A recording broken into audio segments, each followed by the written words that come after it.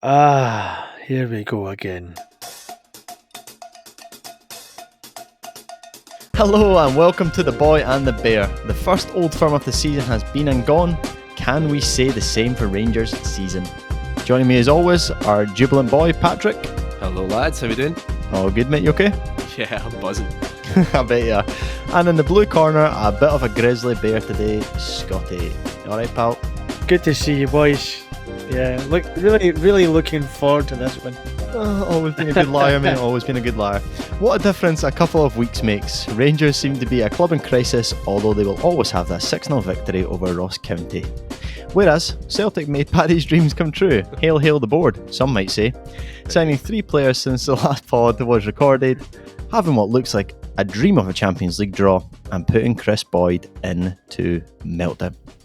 Now, it's been some time since the big game, and the lads have calmed down, believe it or not, but we thought we'd treat you to some live reaction recorded just after the game. Hello lads, just me back from my holiday in Prague. Yeah, where to start? A bit optimistic beforehand, and then just as I was getting on the plane, I saw it go 1-0 to Celtic, and I thought, here we go, in for a difficult afternoon. And by the time I got back to Edinburgh, I looked at the score and it was confirmed right. It was a disaster. I mean, the last day or so I've watched some of the highlights and watched the game back, and there is just no positives to take at all. He said so. I just think I got it wrong. There's too many gaps in the midfield. It was too easy for Celtic to play against us. It's done the weight against us. Pacers, you try and give the guy a break because he's on good form, and you're thinking, right, this is the game to go and prove yourself, and he just couldn't hold the ball up. And Carter Vickers and Liam Scales had an easy time of it. Rabbi Matondo sold the jersey, couldn't be arsed, came off injured, was an injury, just didn't have the heart to play. Tierney was non-existent. Tavernier, where do you start? He's been a captain, he's been a good servant for Rangers, but I think I said it beforehand that was a worry of my head going against him, as it has been for all of time. So they're going to cry, mate. So it was just proved right again that Just about. Maed has got his number, and Tavernier knows it and doesn't have the mental capacity to go over that. So it's an all-round difficult game. I don't think the goalie covered himself well, and what's worrying as well is the manager's comments afterwards, referring to a 6-0 victory against Ross County. And I'm not sitting here saying to chuck the manager or anything, but I do think he has to be a bit wiser and realise how important these games are and what they mean to everybody. And it's going to be a long, long old season. I'm not looking forward to recording the next episode, but I will motor on and speak to you and all the listeners soon. I think I was sorry for you, man. Yeah, you should, because that's just, it's like Vietnam flashbacks here. That is just I was having a great day, and put that to bed, and here we are. Fucking hell, I'm done. Do you know the best bit of that, Pat? We actually asked for I asked for a minute. Right, how long did that go on for? About For 3 5 minutes. minutes. 3 minutes. Honestly, this is my therapy sessions. But in life, there's always balance. Yeah, here we go. Right, lads, I'm just back from my holiday. I only found out about the score at the top of the hill when I finally got a phone signal. That was a glorious moment. I said 3-0. I didn't think it would be that easy, and I can't wait to record the next podcast. I mean, wow. Wow. Yin and yang. Mine's is 5 minutes of onslaught depression. Yours is 30 seconds of pure joy and emotion. All good now, Scotty? I was, yeah. Until you played that. No, I'll be fine. It's just Watch Todd Campbell's interview yesterday. nope. Todd's dead to me. See you later. See you later, Todd. Bye Absolutely bye. tremendous. I'll send it in the group chat. Yeah, afterwards, thanks for mate. that. I did see on his socials that he posted a clip of him scoring a worldie in training. That's great, Todd. Fuck off. Go and do it on the pitch. But Todd Cantwell, I wish him nothing but success. But we'll close that chapter. Bye bye. I wish you nothing but success, but fuck off. Yeah, it's the most Scottish goodbye ever, isn't it? And they Scott, wonder I why. need to, on the subject of Todd Cantwell. Yep. Hate to say I told you so. Please save the compliments back, because it is our next section. Yeah. No, that was But, not a compliment, just to make that yeah. clear. You do need all the time you can get to get a compliment for this week. So, Scotty, I'm going to ask you to dish up your Celtic one first, please. I think I've mentioned in previous ones just how good Celtic have looked at the start of the season, and I think it was just evidenced at the game, the clinical. I think that was the word to use. You had your opportunities and you took them, whereas we had 2 opportunities with Dessers and Matondo and both fluffed it. And that could, I'm not saying it would have changed the result, but it might have changed the mood around it had we taken those opportunities. So I would just say clinical. It's a clinical is the word I would use to describe your team, and I think that's what makes you favourites going into these games. You're more clinical than us. But you were genuinely brilliant for about 10 minutes. Aye, I know. Genuinely, if you'd scored one of those chances on it, it would have been a very different game. Yeah, that's what I'm But saying. That's what football is, eh? Yeah, Just that's fitting into my compliment there. Oh, sorry, mate. On you go. Well, I was initially going to compliment Rangers on their bright opening period. Fantastic stuff. Because what else can you honestly compliment them for? But I'll go. I'll quote. I'll quote Philippe Clement instead, and praise you for your best result in 4 years against Ross County. Direct quote. Oh, I'm well aware of the direct quote. Thank you for that. Is that what he said? Yeah. Oh, said, this just gets better. He said there's been an overreaction to this defeat. We had or something along those lines right after the game. And then said, we had our best result in 4 years last week against Ross County, so don't overreact. Thanks, Phil. Cheers, mate. Thanks so much for that. Thanks for that, Phil. Phil? Oh my goodness. Oh my goodness. Oh, well, Scotty, you'll be pleased to know that we do have a little bit of a section of this podcast which should bring you some joy.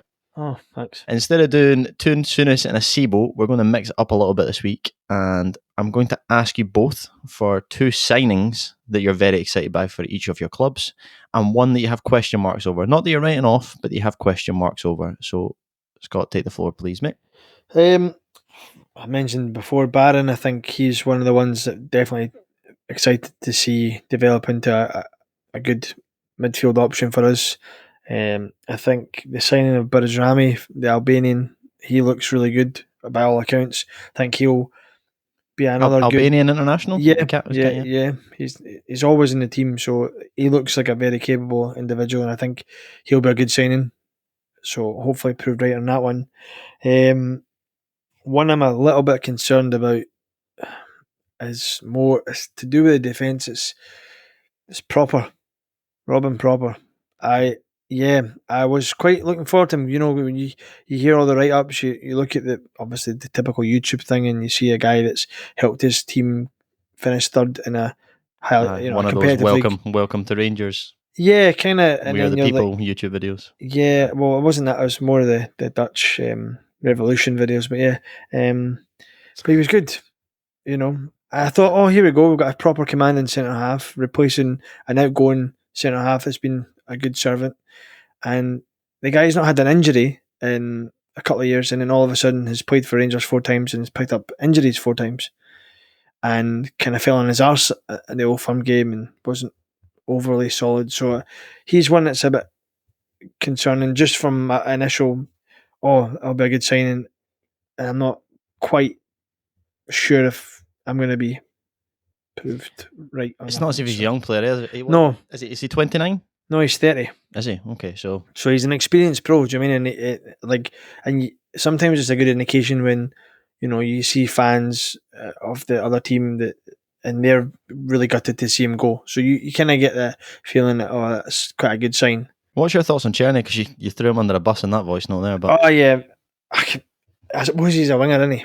He's a winger. He's going to be having moments where he's going to be absolutely brilliant, and other moments he goes missing. I suppose that is a winger's traditional winger's kind of game, but Well, not if you're a good winger. no, okay, Pat, right, okay. Just let me have a moment, please. I've got nothing to cling on to. This is all I've got. Okay. I don't know. I still think he's capable of being good for us. So I will reserve judgment until the next Old Firm in January, and then I'll throw him under the bus. Then you've got 3 more games against Ross County as well. Don't forget about that. Yeah, okay. The pinnacle of Scottish football, playing against Ross County up in Dingwall, fucking superb. Got beat there last season. Yeah, we know. Paddy Boy to the Canos and the Dewey. You were panicking about saying that there, weren't you? I just say it really fast now, a slight foreign accent and get away with it. So crack on. Yeah, I'm really excited about the 2 midfielders that we signed. I think Arnie Engels is a brilliant piece of business. Any listener to this podcast will know that I have been ranting about the Celtic board for as long as this podcast has been going, but they pulled out the bag on the last week, and I'm absolutely buzzing by it. I did not see it coming. Remember the last podcast we had, we were chatting about how I would love it if we signed 3 players of good quality, but it's the last thing I expected to happen. And, unbelievably, that is what happened. So the only critique really is the time it took to get those deals done and bed them in, but you can't really complain with the players we're getting. So yeah, Engels, is now our record signing, 11 million quid. And he's already a Belgium international. I can't believe he was already in the squad. Yeah. Praised by Kevin De Bruyne as well. It says he's the future of Belgian football. And so, even if we have him for 1 or 2 years, that's a great piece of business. Still not as much as Rangers played for Torre Andre Flo, but there we go. We've got. Can we just not open any more wounds, please? Sorry. And I'm really, really pleased we got Luke McCowan. I think he seems a really, really good prospect. I don't think he's going to play that much and for the next 6 months, but did not just scream Scott Allen to you, that one? No, I don't think it does. This one feels a bit different to me. I actually think when you're looking at succession planning at Celtic, you've always had that sort of Scottish heart in the middle of the park. We've had Brown, then we've had McGregor, and now, in a perfect scenario under McGregor's guidance, hopefully McCowan can step up and sort of see what it takes to become potentially a Scottish Celtic captain in the middle of the park. That'd be great. So yeah, hopefully not Scott Allen. Hopefully more a Callum McGregor or a player of that ilk. But I'm really pleased with that. And there isn't really a do-away transfer eyes for us. I guess the left back Vala from Barcelona, quite an unknown quantity, isn't it? Yeah, exactly. Took the words out of my mouth. We'll see what we got with him. It's just nice to have some competition for Greg Taylor at long last. What I would say is I don't think you get that far in the Barcelona academy if you're not a footballer. Yeah. I mean, surely he'll be able to do it against, Ross County. Yeah. So no, it's. I feel like I'm going to be eating a lot of humble pie when it comes to the board, but it's feels like it's a pretty much as good a time as I can remember it being since Rodgers came back. At the very least, it's not felt this good since Ange under the first season. We've made some quality signings. We've got our Champions League draw is probably easier than Rangers'. Oh, it is. Well, no, it's 100% easier. Yeah, it is. So ours is the Champions League level draw. Although I'd argue that Villa are probably a harder game than Man United, but it's depends where you're playing them. You're playing them at Villa Park, aren't you? Yeah, that's hard. So you can't really complain with our draw. We've got a bit of glamour with Dortmund, last season's finalists, and Villa is a really tasty tie. Our home ties are beatable. I'm waffling now. It's just a great time to be a Celtic supporter, and then obviously, and then next week he'll be greeting about it. Next week he'll get beat or something, and he'll be greeting. I don't know what to say to you, Pat, about the board, to be honest with you. Like, I mean, you could probably, I don't know if any of you boys, well, you will have, Pat, tuned into Brendan Rodgers' interview when he was talking about the fact that you felt that atmosphere in the stadium, and it certainly helped with the game. The fact there was a feel good, there was a factor there that wasn't there at the start of the season because the fans were quite rightly putting pressure on the board to finally deliver. And, to have made your record sign a couple of other players and still come out with 10 million profit in the transfer window is very, very good business. It's a shame it took them as long to do it, which, built the pressure, but I understand why. I understand that it was difficult. But then surely it's not a case of getting the right signing in rather than just rushing to get them in early. It might take a wee bit of time to get the right signing in. Yeah. Also, they had to sell O'Reilly, so it was like not had to, but that was obviously part of the plan. Like if they signed Engels and had O'Reilly and then had everybody else they had kicking about, like it kind of goes against their plan because Engels isn't getting a game if O'Reilly's there unless you're dropping McGregor, Hatate, which lowers their value. So it's like it is a bit of a game with Celtic, unfortunately, where they have to get players out to bring them in. It's not just about the money; it's about where you fit them in the squad and retaining the value of the players. Yeah, but we could have got the business done a lot earlier. But I'm not complaining now that the business is done. We got what we asked for as a support, but it's the first time that's happened for a very, very long time. And now there's no excuses really for Rodgers. He's got the players he wants. Honourable mention for Kasper Schmeichel. Yeah, he's just slotted in seamlessly.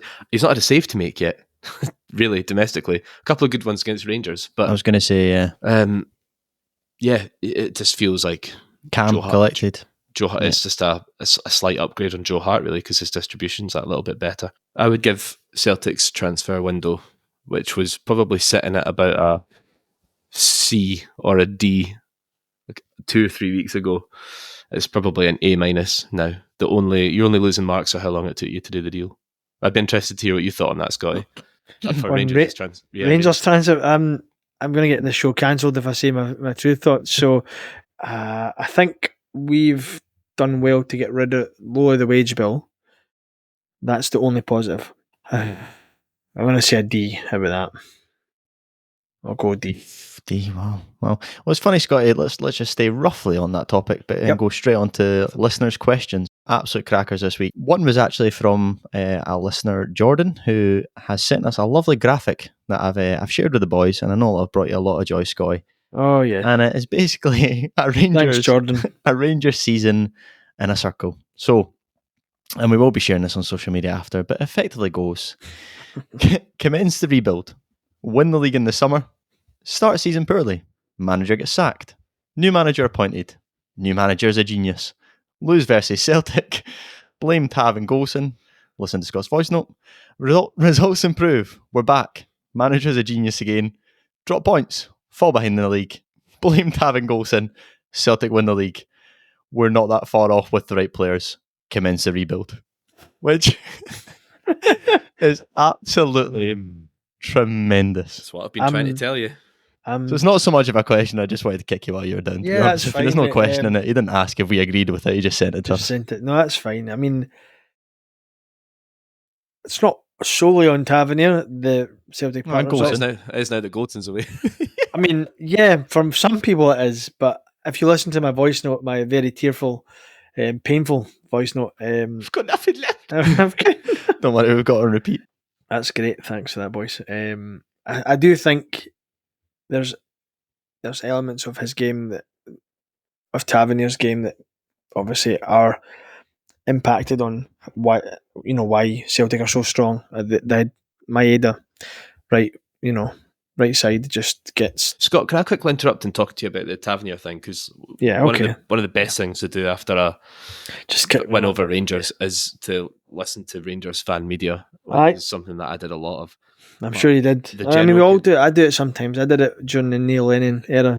The general consensus with the Rangers fans is that the Tavernier situation is a really toxic, unfortunate situation that has to be resolved in one way or the other by either playing him in a different position or by selling him. So where do you stand on it? Because you've said out on when we did that little emergency podcast, or just realising his strengths and weaknesses. I do get that. And I thought when I mentioned in the previous episode about him dropping into that, kind of inverted role he was playing against the infamous Ross County, I thought, maybe this is how Clermont's going to get the best of him and to kind of, mitigate the shortcomings in his game. Because we know his pace is gone. We know that he was never a great defender, but I don't know. It's a shame. You were really good at before, mate. You're not really that good at it anymore. Why don't we just play in right mid? Yeah. But to be honest, I think the toxicity and some of the stuff that's been said about him is very over the top. The fans at the stadium? I know. Oh my God. I thought I was waiting for the shark. Yeah, to be honest, I mean, it's funny because obviously you guys are experts at just abusing players and throwing shit at them. So you can give us your Too busy winning, mate. aye, but you also like to throw shit at people. Anyway, the point is, I think that shows where the fans are with Tavernier, and I think for his own sake, I think it's time for him to go. I think had he left in the summer, like earlier in the window, I don't think his reputation would have taken such a hit. I think he'd be fondly remembered for all the good that he's done for this team over the years. He has been a good servant. He's played with some absolute dross, and I think sometimes that gets lost. But I, Overstaying his welcome. yeah, I think it's time for him to go, just for his own sanity, for his own legacy, a bit of just complete freshness in this team, and then we can't blame anyone but the new squad and the manager, and there's no ties to the. Let's remove our only goal threat. And Yeah, I know. Things I know. But it's like a catch-22 situation, isn't it? It's like it's only Not really. He was he top goal scorer in the league last season? no Second top goal scorer? Second, but what? You're number one in assists. Your captain. Your leader. No, I get it. Your Stephen. best player. I get it. I totally agree with you. There's strengths to his game. However, if you guys had like the John Terry banner, it wouldn't be captain, leader, legend. It'd be like captain, leader, fuck off. I just think 10 million goals to have, but get the fuck out. I do think though, for his own legacy, it's probably the best time to go. Okay, we had that with Bruni, like an absolute legend of a player. Like, stayed that season too long, and left after the Dubai debacle, and losing the league, and then I think that's unfair on Scott Brown. To be fair, no, it was unfair. The whole situation was unfair, but he didn't even get to say goodbye to the fans in the stadium. No, I know. He said goodbye to an empty Celtic Park. Yeah, at least he got to lift a trophy in a full stadium, though. So, on to our actual question, which comes from Evan. Stevie, been enjoying the pod. Ask the boys this due to the transfer window being over. First of all, Evan, thanks very much for that. Is there a signing that comes to mind you were excited by and they flopped? And equally, a signing you weren't excited by but ended up being a good signing? Scotty. Yep. So first, I mentioned it last season. The player I was very excited by, Jose Cifuentes. I thought this is, in the words of the immortal Michael Beale, this would be a game-changing signing for us, take our midfield to the next level. By all accounts, rave reviews in America, videos. It was a Ecuadorian international. That same YouTube channel again, aye. I need to unsubscribe from it. Fucking lying to me. I just thought, oh, here we go. This guy's, athletic, powerful. That'll be, just what we need. Didn't like the cold weather. Couldn't be asked in Scotland and is now in Athens. So enjoy yourself, Jose. That's been a mitigated disaster from us. Just another. I mean, who recruits a player from LA and says, "I'm on over," and it'll be fucking grand. Honestly, cold. It's not cold, and then the poor bastard gets here and it's freezing and he doesn't like it. But that sums up Rangers transfers. So he was one that I was bitterly disappointed with. Another one, just before I move on, I think one just kind of is Jordan Rossiter. Remember Jordan Rossiter? I thought this guy's brilliant, and then he just kept injured, and then he was out for 7 to 10 days, and then was never seen again. So track record of that Rangers, isn't there? Like, 7 to 10 days. Ramsey springs to mind. Yeah, just the infamous Barton. 7 to 10 days. Just fucking Clint Hill. Clint Hill's fine. Okay, Clint Hill. He's not as bad as the rest. Oh, he's brilliant. He's come for the Prem. He's going to absolutely stroll it. Rinse, repeat. He was all right though. He did all right. Clint Hill, to be fair. Joey Barton. Don't mention that man's name. Sorry, Scott. We're putting you through some trauma here. Go and give me a good one, right, please. So the good one, I have to say, it's one that I think is up there as a great servant for Rangers. Sasa Papic. I think a player that came in with no real fanfare, kind of just there's not really much buzz about him, and then just a consistent, solid player all the time.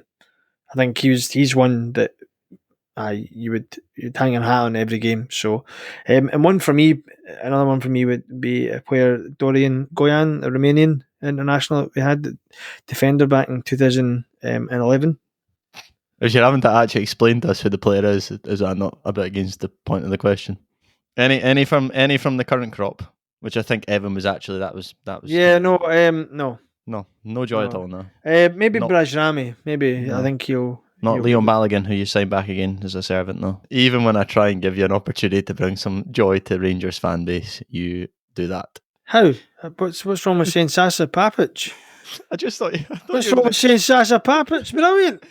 I just thought you were maybe going to say like, Butland for the money, or Button's been rotten, by the way. Aye, he's been pretty shit for the last 6 months, so he's not on everyone's good list. I'm trying to cheer up the Rangers fans by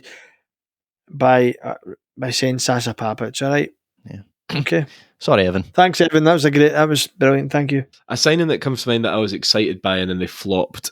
There's been a hell of a lot with Celtic. The one that jumped to mind straight away was Freddie Lundberg. I thought he'd still have something to offer when he joined, and I don't even know if he played, but I remember being at Parkhead watching him warm up for a game, and like all the fans stood up in the corner and applauded him. They're really excited to see him in action, thinking that we'd signed this veteran goal scorer, for even for half a season, that was going to just set things alight a little bit, and just didn't play. And it was just such a weird one. We must have spent so much money on his wages, and it was just a terrible, terrible signing. There are a lot that fall into that category when it comes to ex-Premier League sort of legends that come north of the border, isn't there? Yeah, They absolutely. just think it's going to be easy, don't they? They just think it's going to be a walk in the park. Keane, Gravison, yeah. But however, there's been a lot of signings that we weren't excited by, but ended up being good. There's like a trio of Scottish players that came in under Strachan, I think it was, that were not sexy signings, but were critical signings for Celtic. And that was Stephen Presley, Paul Hartley, and Barry Robson. Like you could pick each one of them, very similar kind of player, like combative and midfield, not glamorous, but 7 out of 10 every week. They got Celtic to the last 16 of the Champions League, almost the quarterfinals if it wasn't for Kaka, so they did brilliantly. And more recently, Tom Rogic was just sort of came in under the radar, didn't play for a year and a half, 2 years, and then left as a Celtic legend, scored the goal that got us the treble, scored countless league-winning goals, Champions League goals, and was just a beautiful player to watch, a little bit like Moravcik, but was just not heralded at all when he came in. And I think watch his space on Luke McCowan. I think he's going to be a cracking signing. Early shout. Yeah, Evan, brilliant question. If you want to write into the podcast, you can either get us on Instagram or Scotty, your cue. What's the email, pal? theboyandthebear@gmail.com. Now, on to trivia, boys. God. Now, not all players have to be signings. Some of them come through youth academies, and James Forrest got to 400 appearances for Celtic in the Old Firm game, which I'm sure didn't go past you, Scotty boy. So, this week's trivia, boys. Can you name Celtic and Rangers players who have made over 400 appearances for the club? Now, you all know the game by now. Okay, we've changed it a little bit. I'm going to get one of you to go first. You can say either a Celtic or Rangers player, and imagine you just go for your own teams. And then transfers to the next person. You're able to get 3 wrong, and whoever gets past that wins. Do we all understand? Would anybody like the rules explained before we have some more controversy? Don't need the rules explained, just how many are we talking? Right? Well, Celtic have 17, and Rangers, I believe, are 18. Scotty, start now, please. Scott Brown. stealing one of mine. Yes, Scott Brown. James Forrest. Yep. Barry Ferguson. Yep. Callum McGregor. No. Oh, it's over 400, sorry, isn't it? Over 400. Damn it. Yep, it's Forrest. Billy McNeil. Yep, number 1 on the list. 790 appearances. No. Yep. Scotty boy. Sandy Jardine. Yes, number 2 on the Rangers list. 674 appearances. Okay. John Gregg. Correct. Number 1 on the Rangers list. 755 appearances. Pass, that was my next one. Jim Baxter. No. Both on 2 lives. Both on 2 lives. On to you. Where does it go back to me? It goes back to you, mate. You gave me one anyway last time. I just let that go. Back to you, mate. Jimmy McGrory. Yep. Scotty? Willie Henderson. No. Fuck's sake. 1 life left each, boys. Fucking hell. Oh. Paddy boy? Bertie Auld. I've got no. I'm pretty sure it is no. I'm pretty sure he only played about 200 games for Celtic, so that's fine. I don't think he's anywhere near it. So that's your 1 life. Scotty boy. Okay. I've got two on my list here that I'm.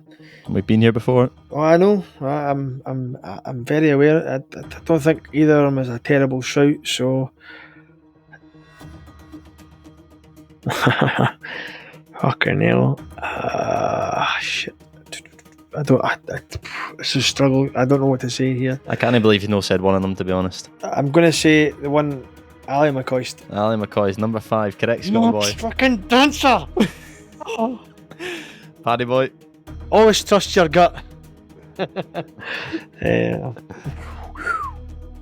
There's some absolute legends, and you just haven't said. There will be. You just go Yeah, dry it's, when you're under pressure. Don't Yeah, you? it's just it's the pressure. Jimmy Johnson. Surely to God, man.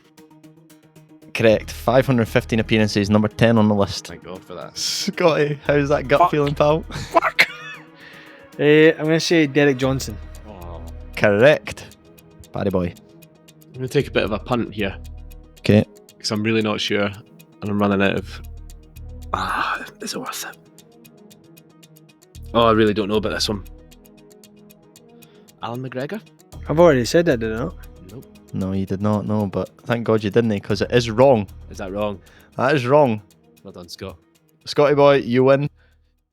My next guess was Bobby Lennox for Celtic. Bobby Lennox would have got you through, Paddy boy. Bobby Lennox played 589 times for Imagine Celtic. being a Celtic fan and going for Alan McGregor. I'll never Some of the names you've both missed. Danny McGreen, 659 for Celtic. Pat Bonner, 641 for Celtic. Wow. Other recognisable names. Tom Boyd, 485. I was quite surprised he had that many. Scotty boy, from your point of view, Davy Cooper, 540. I didn't know. I thought you would have got. You got Yeah. Barry Ferguson straight off the bat. Yeah. Richard Gough, 427. And then, to be honest with you, Scotty, you did exceptionally well there. Thank you. Now, on to fantasy football section, Scotty, and you will be happy with this because I checked today, and granted, I will admit I have missed last week, so that has put me bottom, so I'm having an absolute shocker. I will bring it back. I am meant to be the mediator of this podcast, which means I'm should be doing a lot better than that. Bottom of the league. Bottom of the league, not just bottom of us, bottom of the league. Oh shit! Number 3 on the list is yourself, Paddy boy, with 227 points, and Scotty, you are second with 272. I exploited a glitch in the game. Oh, See, I transferred in Luke McCowan while he was still at Dundee. So I've now got 5 Celtic players. You're only meant to have 4. But because so I'm not going to sub Luke McCowan out for the rest of the season. I'm just going to keep those 5 Celtic Wow. players. You've been listening to The Boy and the Bear. Email us your questions or complaints at theboyandthebear@gmail.com and share this podcast with your mates on group chats. And please do follow us on our social channels, Instagram, X, Boy Bear Pod, and we are now on YouTube at The Boy Bear Podcast. Hail, hail, lads. Follow. See you in a couple of weeks, boys. And just before you boys go, remember, we always have Ross County. Dilly ding, wall.